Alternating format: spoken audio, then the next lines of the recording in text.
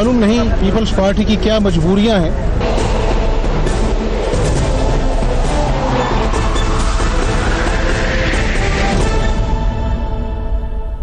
Good evening and welcome to tonight with Faria. नए पाकिस्तान में information ministry क्या करेगी, पूछेंगे फवाद चौधरी से। Let's take a look at the headlines tonight.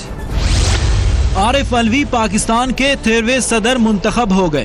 शुक्रगुजार लाता हूँ अल्हम्दुलिल्लाह पाकिस्तान तहरीक इंसाफ को आज पाकिस्तान की सदारत के ऊपर उसका नामजद उम्मीदवार कामयाब हुआ है।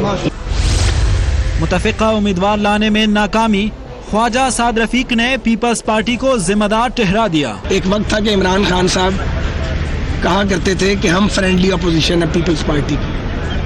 अब पीपल्स पार्टी उनकी फ्रेंडली अपोजिशन बन गई है और उनको ईज आउट कर रही है। धांधली की तहकीकात के लिए पार्लिमानी कमीशन के मुतालबे से पीछे नहीं हटेंगे, हमजा शहबाज का ऐलान। पार्लिमानी कमीशन जो धांधली पे बनना है उससे भागने नहीं देंगे। हुकूमत मुल्क में ठोस तब्दीली लाने के लिए क्या इक़दामात करने जा रही है, पूछेंगे वज़ीर इत्तलाआत और नशरियात फवाद चौधरी से।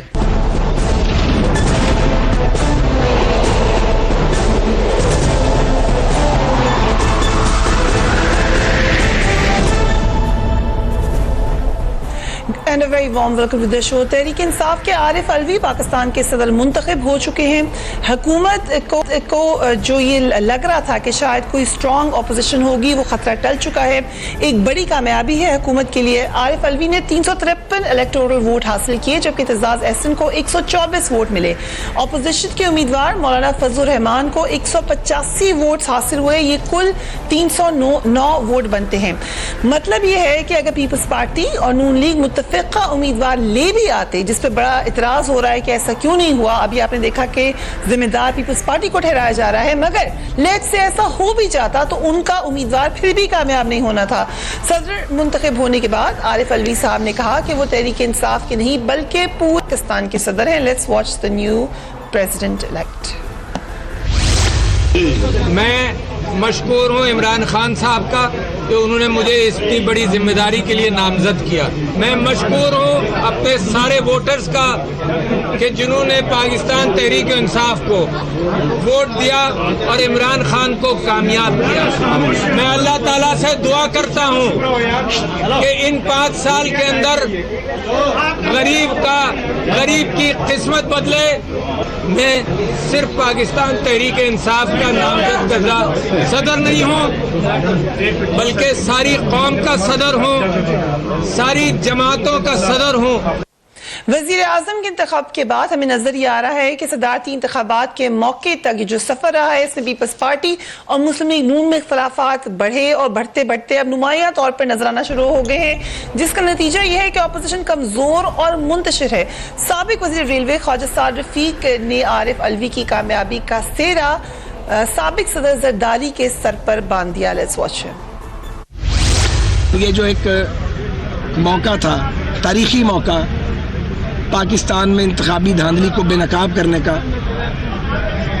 उसमें उसे ख़राब किया, उसे ज़ाया किया जरदारी साहब ने। उसके बाद सदारती उम्मीदवार में बग़ैर मशवरे के अपोजिशन के जनाब एतजाज एहसन को उम्मीदवार नामजद किया और नामजदगी करते वक्त मालूम था जरदारी साहब को कि वो एक मुतनाज़ा शख्सियत को उम्मीदवार नामजद करने जा रहे हैं, जो कि उनका हक नहीं था।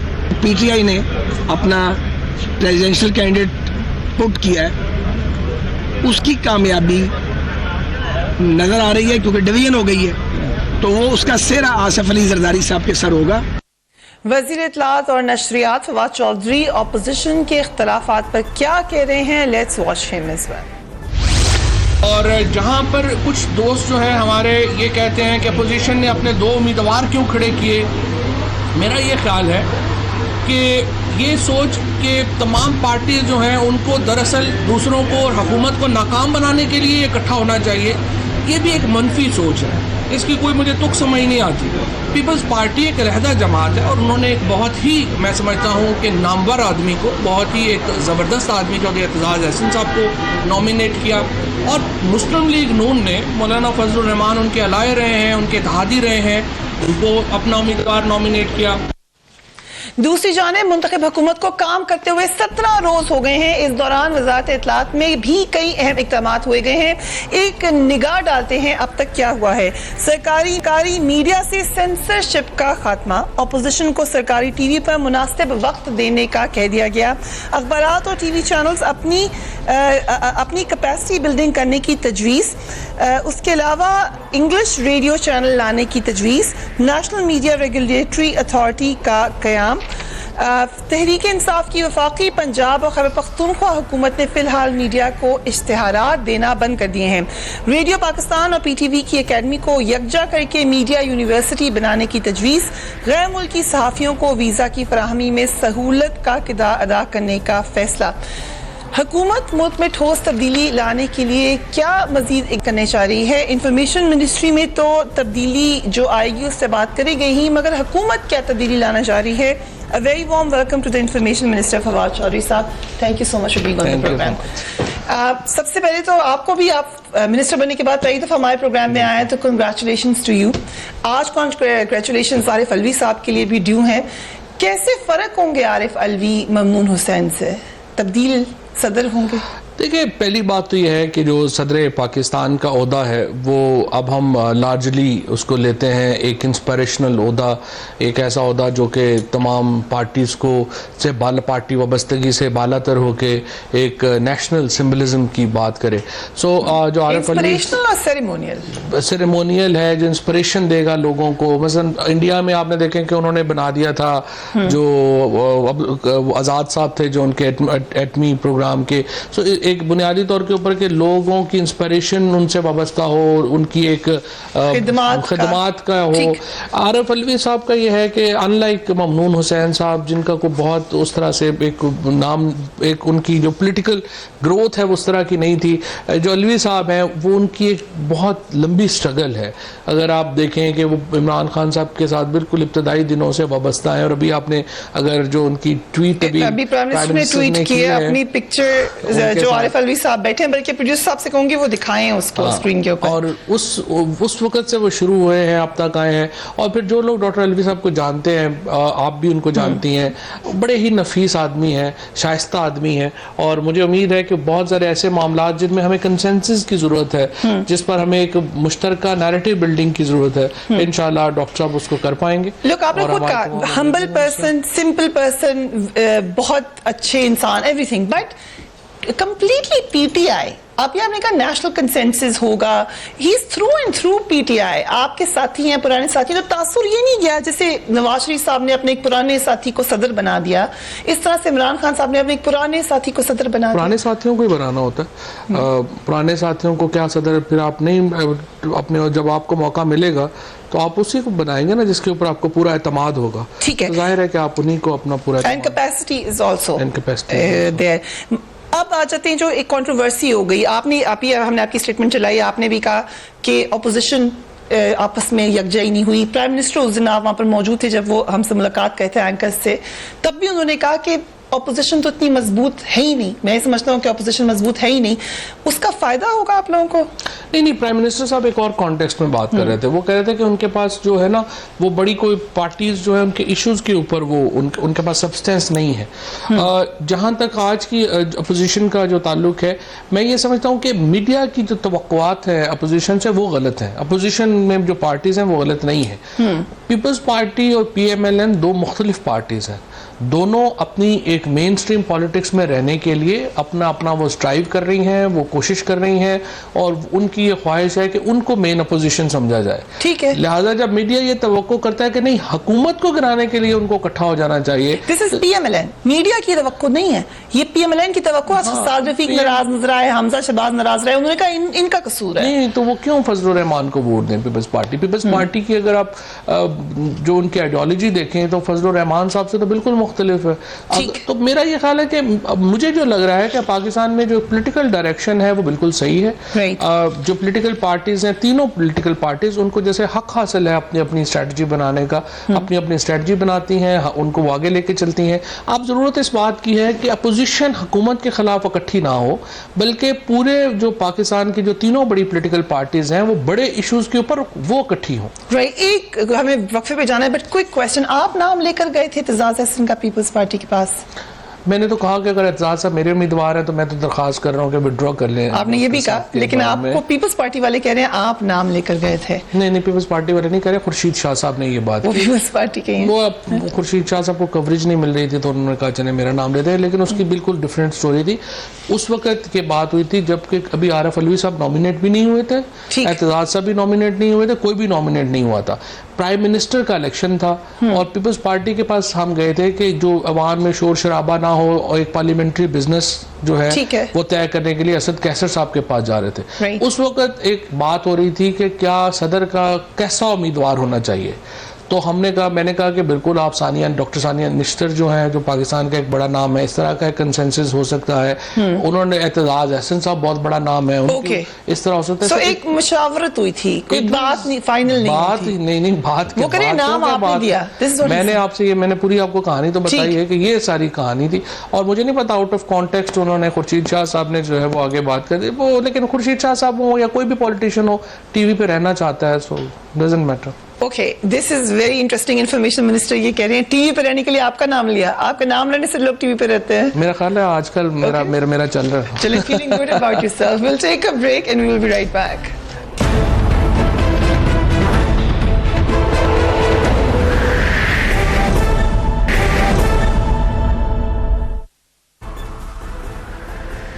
And welcome back. वक्फे पे जाने से पहले इंफॉर्मेशन मिनिस्टर ने जिस ट्वीट का जिक्र किया प्राइम मिनिस्टर की, वो अभी आप देख सकते हैं। इसमें उन्होंने काफ़ी पुरानी तस्वीर ट्वीट की है अब जो प्रेसिडेंट इलेक्ट है उनके साथ, और उन्होंने कहा है कि when our world was younger, यानी यंग तो अभी भी है उनकी world, but when it was younger, उस वक्त की वो बात कर रहे हैं।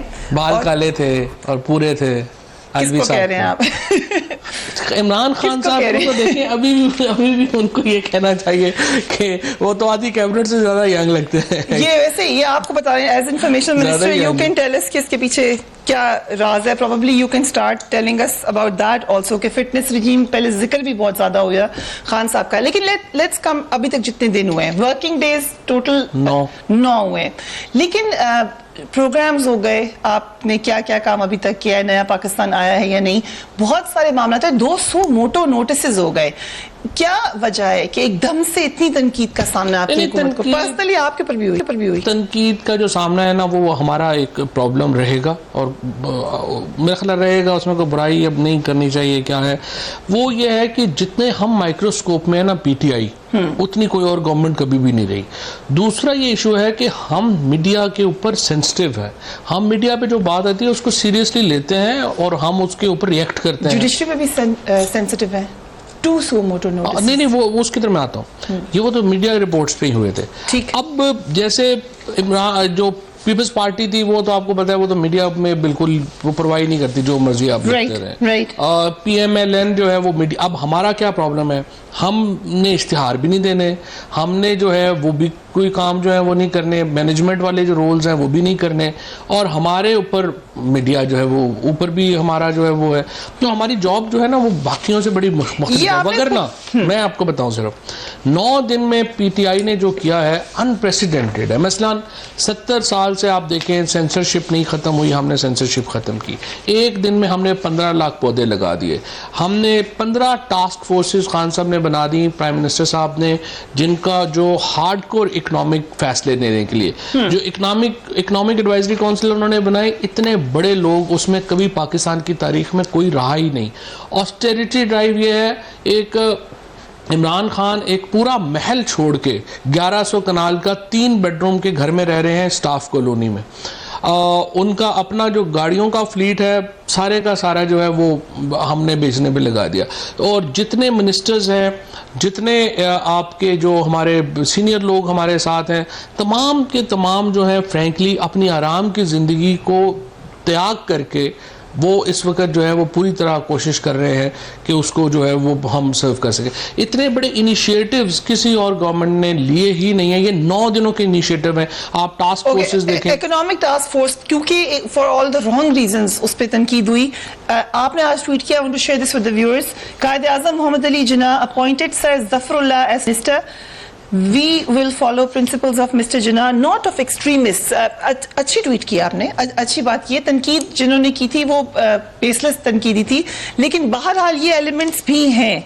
आप जिस बात कर रहे हैं सेंसरशिप खत्म करने की, क्या एक्सट्रीमिज्म के हवाले से, हेट्रेड स्पीच के हवाले से, इसके हवाले से भी आपकी गवर्नमेंट का फोकस होगा या सिर्फ देखो तनकीद? हमने फैसला करना है हमने पाकिस्तान किस तरह से आगे लेके जाना है। अब हम यहाँ पर हर बात के ऊपर जो है वो कुछ ना कुछ ब्लैकमेलिंग शुरू हो जाती है। आपके ऊपर जो है आपने फलाना काम नहीं किया, फलाना शुरू हो गया है। अभी आप देखें कि जी फिर यहाँ पर जब एक बड़ी इंपॉर्टेंट बात, जब हम उस GHQ भी गए तो जो आर्मी की एक जो सोच थी, उन्होंने बड़ा कैटेगोरिकली फौज की ये सोच थी कि देखें, आर्मी चीफ ने कहा कि मोनोपोली ओवर वायलेंस की जो थ्योरी है हमारी रियासत में, उसको बहाल करना इंपॉर्टेंट है। कोई रियासत ये अफोर्ड ही नहीं कर सकती कि यहाँ पे ग्रुप्स हों जो जिसका जब दिल करे वो ब्लैकमेलिंग शुरू कर दे, जिसका जब दिल चले वो अपना आके रियासत को हॉस्टेज बना ले। अब आपने एक पाकिस्तान में हमने फैसला कर, लेकिन इसका तयन कौन करेगा कि ब्लैकमेलिंग है या एक्चुअली स्पेस मांगी जा रही है, फ्रीडम ऑफ स्पीच मांगी जा रही है? नहीं, फ्रीडम ऑफ स्पीच की पूरे प्रिंसिपल्स लेट डाउन है। जहां पर मेरी आजादी वहां खत्म हो जाती है जहां आपकी आजादी शुरू होती है। कि एक नेशनल कंसेंसस होगा स्टेट का नैरेटिव रन करने में। नहीं, स्टेट का नैरेटिव एक गवर्नमेंट का नैरेटिव और है, स्टेट का नैरेटिव आई थिंक कि इंडिया में होता है, स्टेट का नैरेटिव चलाया जाता है और नैरेटिव है और जो हमारा इंटरेस्ट है, हमें पता है कि हमारा इंटरेस्ट क्या है। हमारा इंटरेस्ट ये नहीं है कि गली मोहल्लों में लोग जो है वो बंदूक के सर के ऊपर बदमाशी करें। ठीक, अगर और ये जो खत्म करना है ये पुलिस का काम है। ये काम गली मोहल्लों में सिर्फ फौज नहीं जा सकती है। हमने पुलिस को तगड़ा करना है, हमने अपने इदारों को तगड़ा करना है, और ये जो एक्सट्रीमिज्म है इसकी कोई जगह नहीं। ओके, पुलिस को तगड़ा करने पे मैं आती हूँ, लेकिन ये जो आपने अखबारात और टीवी चैनल्स में कहा है कि अभी एड्स देने ही नहीं है, ये कोई दानिशमंदाना फैसला है? क्योंकि एक जो लीगल तरीका है, जो प्रॉपर तरीके से एड्स देने हैं, अगर आप सबको मना कर देंगे तो आप एकदम अपने ऊपर भी तनकीद का पहाड़ खोल देंगे, और एक जो उनका ब्रेड एंड बटर है बेसिकली एड्स ही चलते हैं, वो भी खत्म हो जाएगा। नहीं, वो बेसिकली आपकी बात सही है। इसमें फ्रैंकली पिछली गवर्नमेंट ने तकरीबन 55 बिलियन रुपीस के ऐड दिए हैं सिर्फ फेडरल और प्रोविंशियल गवर्नमेंट ने। ये बहुत ज्यादा है, इतने आप अफोर्ड नहीं कर सकते। 55 बिलियन का मतलब है, करेंगे फिगर्स? हमें सेनेट में हमने किए हैं, सेनेट में हमने जवाब दिया इसका पूरा, सेनेट की रिकॉर्ड के ऊपर है। इसके अलावा जो सहाफ़ी साहिबान जो हैं, जो दौरों पे गए हैं, जो बाहर गए हैं, अब एक आया हुआ है राइट ऑफ इंफॉर्मेशन एक्ट के तहत एक क्वेश्चन आया हुआ है। सो मैंने मिनिस्ट्री को कहा है कि ठीक है आप पब्लिक करें नाम जो लोग बाहर गए हैं, जिनको सरकारी पैसा मिला है वो। अगर you are going to name the people और सरकारी पैसा दिया गया है, जो सरकारी पैसे के ऊपर जो लोग जो है वो बाहर गए हैं, ठीक है, उनका नाम, उनके नाम जो है वो पब्लिक करने अब लीगल ऑब्लिगेशन है। और क्या किसी ने पैसे भी लिए हैं सरकार के फंड से? वो तो सीक्रेट फंड्स होते हैं, वो आईबी के रिकॉर्ड्स पे अगर कहेंगे तो मैं ले आऊंगा। इफ यू रिमेंबर जब धरना हो रहा था, खान साहब ने जिक्र किया था कि वो आईबी का अब वक्त नहीं है कि उसको आप पब्लिक करें। नहीं, वो आईबी का काम है कि अपने जो फंड्स हैं अगर देखेंगे, लेकिन उसके लिए फिर आपको जाहिर है कि एक प्रोसीजर है जो हमारा इसका जो प्रिविलेज इंफॉर्मेशन है उसको लाने का, उसको भी देखना पड़ेगा कि वो मुनासिब है कि नहीं है, लेकिन उसको भी देख लेंगे इंशाल्लाह, वक्त आने के ऊपर उसको भी देख लेंगे, ले आएंगे। लेकिन यहाँ पर जो इस वक्त मामलात हैं, मैं असल में ये जो इश्तिहारात की आप बात कर रही है ना, इसको बंद करने से ज्यादा इंपॉर्टेंट इसमें ट्रांसपेरेंसी लाना है। Absolutely. प्रॉब्लम ये है कि इस वक्त हमारा जो तमाम इस वक्त हमारे जो एडवर्टीजमेंट का शोबा है गवर्नमेंट का, उसमें शफाफियत नहीं है। और मैंने अपने प्रिंसिपल इंफॉर्मेशन ऑफिसर साहब को बिल्कुल ये कह दिया है कि आप मुझे बिल्कुल इसमें एक ट्रांसपेरेंट निज़ाम वज़ा करके दें। मैंने APNS से भी दरख्वास्त की है, मैंने PBA से भी दरख्वास्त की है। इसके साथ साथ जो इस वक्त रेगुलेटरी बॉडीज़ हैं उनका कोई रोल नहीं है। फ्रैंकली प्रेस काउंसिल है, उसको वो नॉन फंक्शनल है, फंड्स उसको जा रहे हैं, गाड़ियाँ वहाँ पे हैं, सब कुछ है, वो फंक्शनल है ही नहीं है। इसी तरीके से जो पैमरा है उसका एक रोल है, लेकिन उसका रोल इफेक्टिव नहीं है जितना होना चाहिए। बट डू यू रियलाइज कि जब आप ये तमाम फंड्स बंद कर रहे हैं तो फिर आपके साथ क्या होगा? क्या you realise that you opening करें, जरूर करें, सही काम जरूर करें। मेरे ख्याल में टेलिंग यू कि एक लैशबैक आएगा, लेकिन इंशाल्लाह कोशिश करेंगे हम। मेरा ये ख्याल है पब्लिक ओपिनियन जो है ना वो ज्यादा बड़ा एक फोरम है। सो सिर्फ ये नहीं है मीडिया का, ये नहीं है कि हम कुछ अखबारों के ऐड बंद हो जाएंगे और वो हमें ब्लैकमेल कर सकेंगे। अगर हम उनसे ब्लैकमेल होना शुरू हो जाएंगे फिर हर एक से ब्लैकमेल होना शुरू हो जाएंगे। और अगेन सेकंड पार्ट वाज कि उनका जायज हक भी है। नहीं, जायज हक, मैं ये कह रहा हूँ कि ट्रांसपेरेंसी आना जरूरी है। इश्तिहार बंद करना इंपॉर्टेंट नहीं है, इंपॉर्टेंट यह है कि आपकी ट्रांसपेरेंसी आए। अभी हम 4 बड़ी कैंपेन जो है वो लाने आगे जो है आपको आइंदा 3 महीने में मिलेंगी, और वो जो कैंपेन हैं उनमें इंशाल्लाह कोशिश यही होगी कि ट्रांसपेरेंसी हो। पैमरा और ऑफकॉम का हमने कंपैरिजन किया क्योंकि आपने सवाल से बड़ा वाज़े अपना स्टांस बताया। ऑफकॉम बरतानवी रेगुलेटरी अदारा है। ऑफकॉम को बरतानिया में इलेक्ट्रॉनिक, प्रिंट और सोशल मीडिया पर नजर रखने का इख्तियार हासिल है।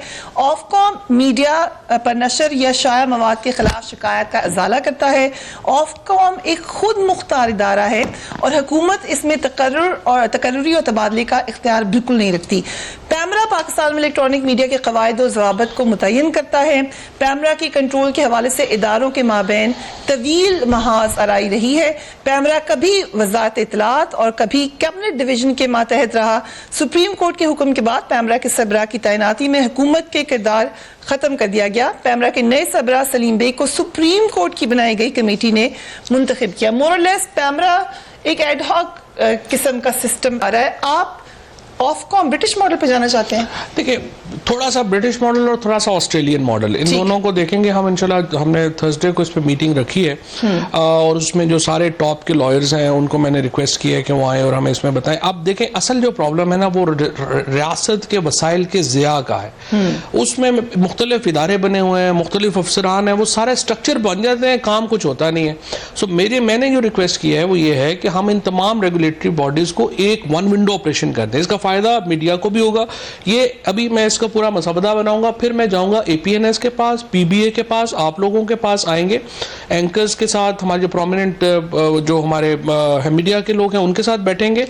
उसके बाद फिर हम उसी वक्त या हम पॉलिटिकल पार्टीज को भी शामिल करें, क्योंकि मेरा एक बड़ा वाज़े मेरा पॉइंट है, कोई कानून अगर उस पर कंसेंसस नहीं होगा ना तो वो अच्छा कानून नहीं है। बिकॉज ये कानून जो होते हैं वो नेक्स्ट जनरेशन के लिए होते हैं। ठीक है, ये नहीं कि आप बना दें कल उसको अमेंड कर दें। सो एक कम्प्रिहेंसिव लॉ होना चाहिए जिसमें आप इलेक्ट्रॉनिक मीडिया को, ये प्रिंट मीडिया को और सोशल मीडिया को एक ही फोरम के ऊपर आप उसको रेगुलेट कर सके। Right, so we will take a break here. उसके बाद कुछ सियासत पे बात करते हैं। अभी तक तो हम मिनिस्ट्री के हवाले से बात कर रहे थे। Right after break.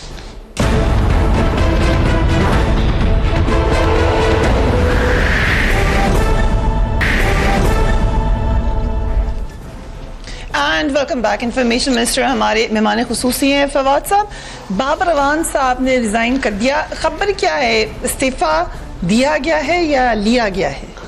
नहीं, डॉक्टर साहब ने खुद इस्तीफा दिया है। जाहिर है कि अपना जो उनका रेफरेंस आ गया था तो उसके बाद PTI ने, आपने देखा कि जो पंजाब में जब चीफ मिनिस्टर के मामलात थे, हमारे पास खबरें हैं कि शायद प्राइम मिनिस्टर ने उनसे कहा कि आप रिजाइन करें। नहीं, उन्होंने खुद रिजाइन किया, खुद जाके प्राइम मिनिस्टर को कहा कि दिया तो खुद ही उनकी वो है, लेकिन उनको किसने मशवरा तो दिया होगा कि आप रिजाइन करते हैं।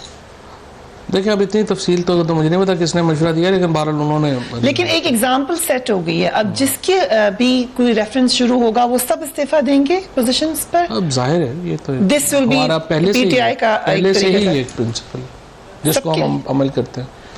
PTI में ही ये चीजें होती हैं और तो बाकी पार्टीज में तो मसला ही कोई नहीं है, वहां पे तो सुझाव भी हो जाए तो लग। लेकिन मोहम्मद जुबैर साहब ये कह रहे हैं कि ये इनको अपॉइंट ही गलत किया गया था। उन्होंने अच्छा किया रिजाइन करके, मगर आपने अपॉइंट एक्सपेक्टेड था। मैं कहें जुबैर साहब, आपने तो जब नवाज शरीफ साहब जो है वो कन्विक्ट भी हो गए थे तो आप तो कहते हैं कि लीग के सदर यही हैं, तो आप किस मुंह से कहते हैं कि उनको कन्विक्ट किया गया था?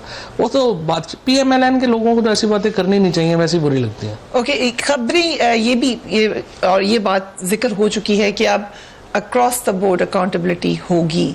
उसमें आपके भी कुछ लोगों के खिलाफ अगर मामला आगे तक जाए, जेल तक हो जाए, फिर देखिए, अकाउंटेबिलिटी तो जाहिर है कि सबकी होनी है, जिसमें भी जो भी अपना एक्यूज्ड है एक मामलात का, उसको अपना सफाई देनी है और मामलात जो है उसको करने। लेकिन पीटीआई की गवर्नमेंट जो है, माहौल नहीं है फ्रेंकली, यहाँ पे करप्शन के उस तरह का नहीं है जैसे पीपल्स पार्टी पीएमएलएन का तो नैरेटिव ही नहीं था ना करप्शन के ऊपर। यहाँ चूँकि प्राइम मिनिस्टर का एम्फेसिस इतना बड़ा है एंटी करप्शन उसके ऊपर, कोई भी आदमी यहाँ जरूरत ही नहीं करता, कि सोचता भी नहीं है ऐसा ही, ना ही इनका कोई एक कह लें कि एक ओवरऑल एक एटमॉस्फेयर होता है ना, जिसमें उसमें फिर आप देखेंगे सेक्रेटरीज ही जो है वही भी बात नहीं माने करेंगे। बहुत प्राइम मिनिस्टर का इसके ऊपर बहुत एक एम्फेसिस है, और जब इतना लीडरशिप का एक उसके ऊपर होता है एम्फेसिस होता है तो फिर वो मामला चलते नहीं। ओके, ये आपने अभी ट्विटर अकाउंट पे हम देख रहे हैं, आपने खुद ट्वीट की जब आप गए GHQ, you were there throughout the meeting, और इसके ऊपर बहुत बातें हुई मुख्तलिफ हवालों से। कुछ लोगों ने कहा कि बहुत सारे बातें ऐसी हुई जो हिस्ट्री में पहली दफ़ा हुई हैं। आपने जो ट्वीट की उसमें आपने ये कहा best army in the world. कोई नया पेज देख रहे हैं हम सिविल मिलिट्री में? देखिए, सबसे पहली बात तो यह है कि जो पाकिस्तान में जो फ़ौज है उसका किरदार रहा है और रहा है, उनका एक हमारी जो सिक्योरिटी के मामलात हैं उनके ऊपर एक उनका एम्फेसिस है, सो उसको लेके हमने आगे बढ़ना है। अब जो पाकिस्तान की सिविल जो यहाँ पे इंडिया में, या अभी भी मैं आपसे कुछ देर पहले एनडीटीवी के ऊपर था और उसमें उन्होंने मुझे कहा कि देखें आपके जो इमरान खान है वो तो फ़ौज जो है उनकी सब लेके आई है और पीटीआई की सपोर्ट करती रही है और ये वो। मैंने कहा देखें ये तो फिर बहुत अच्छी बात है। अगर अमेरिका का और इंडिया का और बाकियों की तनकीद ये रही है कि फ़ौज अलहदा सोचती है और आपकी सिविल गवर्नमेंट अलहदा सोचती है, अब तो बड़ी ज़बरदस्त बात है कि आप लोगों को यकीन है कि इमरान खान असल में जो बात करते हैं वो फ़ौज भी वही बात करती है, तो फिर तो बात ख़त्म हो गई। सो आपके पास चांस है कि इमरान खान जो है वो पाकिस्तान की बात करेंगे, एंड यू रेस्ट एश्योर कि जो भी इमरान खान बात करेंगे फौज उनकी मुकम्मल सपोर्ट करेगी, पाकिस्तान के इदारे उनको मुकम्मल सपोर्ट करेंगे। असल में इसका वजह यह है कि जो नवाज शरीफ साहब का और जरदारी साहब का प्रॉब्लम ये था कि वो अपने जो भी ताल्लुकात रियासत के थे वो उनकी ज़ात के मफाद से वाबस्ता हुए थे। हमने फ़लानी जगह स्टील मिल लगानी है तो जनाब फ़लाना जनरल साहब जो हैं उनसे बात कर लें, हमने फ़लानी जगह और अपना करना है तो फिर फ़लाने जो हैं वो बात कर लें। सो जो भी उन्होंने मुआहदे किए हैं वो मुआहदे हैं नवाज शरीफ मोदी, नवाज शरीफ अर्दगान, नवाज शरीफ चाइना, नवाज शरीफ ये, पाकिस्तान नहीं था। जो इमरान खान की और नवाज शरीफ की जो बुनियादी फ़र्क है फ़ॉरेन पॉलिसी में वो ये है कि इमरान खान की पॉलिसी होगी Pakistan India, Pakistan China, Pakistan Saudi Arabia, Pakistan Turkey, Pakistan America. ये बेसिकली एक ही पेज पर होंगे सारे, ये आप कह रहे हैं। हम 100% माजी में नहीं रहा ऐसा। नहीं, माजी में जो है ना वो जो भी मसाइल रहे हैं हम 100% फौज को एतमाद में अपनी पॉलिसीज में लेते हैं और लेते रहेंगे और लेके चलेंगे। हम जो पाकिस्तान की जो अदालती अगर हमारी इस्लाहात हैं उसमें हम जुडिशरी को बतौर इदारा शामिल करते हैं और शामिल करके आगे चलेंगे। तो ये बात कहना कि जी आप जो है वो इससे को सिविलियन सुप्रीमेसी को खतरा हो जाता है, बिल्कुल नहीं हो जाता। अमेरिका में जब पॉलिसी आती है पेंटागन, CIA तमाम अपना इनपुट देते हैं। इसी तरह से यहाँ पे भी जब जो भी पॉलिसी हम बनाते हैं और इमरान खान का ये एक बिल्कुल वाजिब हमारा एक है कि खारजा पॉलिसी हो, हमारी इंटरनल पॉलिसी हो, उसमें डेफिनेटली इनपुट होगा फौज का, उसमें डेफिनेटली इनपुट होगा जुडिशरी का, उसमें बाकी जो इदारे हैं हमारा उनका इनपुट होगा। तो इसमें हमें कोई प्रॉब्लम नहीं है। वेरी इंटरेस्टिंग स्टेटमेंट जो आपने अभी दी है, and probably very positive statement also. कुछ क्योंकि you are the information minister, जो खबरें कुछ कॉमेडी भी हो गई, कुछ तनकीद भी हो गई। फ्रेंच प्रेसिडेंट की कॉल वाली खबर, वो मीडिया में बहुत उसका जिक्र हुआ, क्या हुआ था? देखिए आप खुद भी वहाँ पे थी, मेरा ख्याल है वो ट्वीट वगैरह नहीं करना चाहिए था। जाहिर है कि फ्रेंच प्रेसिडेंट जो है वो हमारे लिए बड़े काबिल एहतराम है और उनसे खैर बात भी बाद में जो है वो स्केड्यूल हो गया और वो बात भी हो गई। वो तो चूंकि गर्मा गर्म आपको पता है उस वक्त बहस चल रही थी, राइट? तो उसके it was not the way it was reported. No, it was not the way it was reported. I agree with you. On a lighter note, I am an aviation officer's daughter, so I know aviation. Petrol की कीमत का क्या हुआ था? नहीं देखिए बात ये थी, and I know technically you're not incorrect, I know that the way you said it उससे तासुर कुछ और गया था। नहीं तासुर के मैं तो उन्होंने मुझसे पूछा कि क्या कॉस्ट आती है, बात हो रही थी। इन्होंने कहा कि 3 लाख रुपया लगता है प्राइम मिनिस्टर के विजिट के ऊपर, खुर्शीद शाह साहब ने गालबन का। ठीक तो मैं उनको बता रहा था कि जो अगर आप अभी भी गूगल कर लें, गूगल क्यों करा रहे हैं आप? इस पे बड़ी तनकीद हो रही है कि गूगल क्यों करा रहे हैं। ऐसा इकबाल साहब कह रहे हैं कि गूगल क्यों करा तो नहीं तो क्या अपना वो जो है वो तमाम इंफॉर्मेशन आजकल दुनिया में जो भी अब होती है, वो कहते हैं कि question the answer of which Google don't have, that means your question is wrong. Okay, right. तो ऑब्वियसली गूगल तो सर्च साइट है ना, आप उसमें जाके देख लें, आपको सारे कंपैरिजंस मिल जाएंगे। ठीक। और आपको पता है, मतलब आपने जिस तरह कहा, खुद आप एक एविएशन एक्सपर्ट की बेटी हैं, सो आपको एग्जैक्टली पता है कि ये जो एयर फ्लाइट है हेलीकॉप्टर क्योंकि मेंटेनेंस उसकी वैसी हो रही है। हेलीकॉप्टर हमारा, हेलीकॉप्टर आपका अपना है, पायलट्स आपके अपने हैं, टेक्नीशियंस आपके अपने हैं। सो द ओनली खर्चा you are doing is basically the तेल का खर्चा जो आप दे रहे हैं। और वो चूंकि वो मैं आपको बताऊं कि ये जो हमारी जो मर्सिडीज या मैबैक या जो महंगी गाड़ियां हैं, ये 3 से 4 गैलन पर किलोमीटर करती हैं। और इसका खर्चा, चूंकि ये तेल भी जो है वो हाई ऑक्टेन डलता है इसमें, ये खर्चा इनफैक्ट बहुत ज्यादा है हेलीकॉप्टर। और टेस्ट राइड के लिए शायद वैसे ही हेलीकॉप्टर, वैसे भी आपको पता है हेलीकॉप्टर को नहीं रखना पड़ता।